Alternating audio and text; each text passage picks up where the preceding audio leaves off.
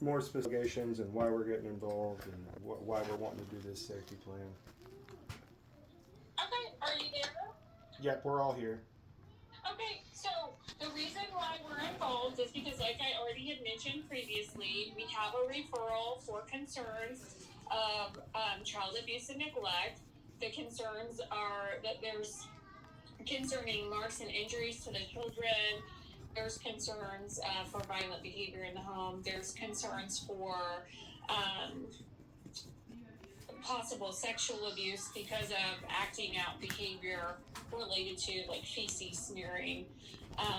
Are you aware that studies done in 2020 indicate that fecal playing is also a sign of gastrointestinal issues as well as constipation? So how come that's immediately gone to? That's not the only reason why. Right. The only reason why. So with bumps and bruises, are children not allowed to have bumps and bruises, period? Like, is this something where children always have to be unmarked? Are they not allowed to play? I mean, I'm only curious.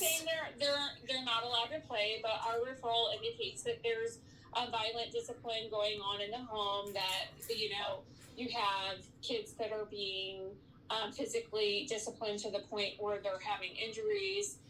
There's concerns that, you mentioned your 4-year-old's behavior with the feces smearing, but our concern is related to the sexual abuse component to that. Right, which I find really interesting that all of these concerns are popping up whenever it came down to the poop smearing seems to be the biggest thing that everybody's worried about. Why his teacher wouldn't mention that to us so we could get him to see a physician first instead of just assuming that it is due to sexual assault. Now, with the bumps and bruises, you guys are going to do whatever you want to do. I'm just making sure that I have all my ducks in a row because this is unfortunately a retaliation from the school district since they have issues with our family. And not to mention that Bentley got 4 teeth knocked out of her mouth at school on Monday. So we don't need to mention that though. Things along those lines. We're just not understanding how that needs to. I went over. There's concerns about physical discipline in the home results in an injury to the kids, so that's pretty concerning. We're also concerned. Dad was recently arrested for carrying a weapon while intoxicated with drugs and alcohol. So that's the. No drugs, just alcohol. And so are we, I just want to be clear for future reference. May I? Yes. No.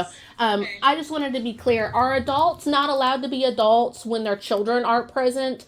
I'm just curious because if I decide to go out whenever I finally have a day off work, if I wanted to go out and by chance did something stupid, is it terrible of me to not do things that are stupid or to do things that are stupid if my kids are not present with me?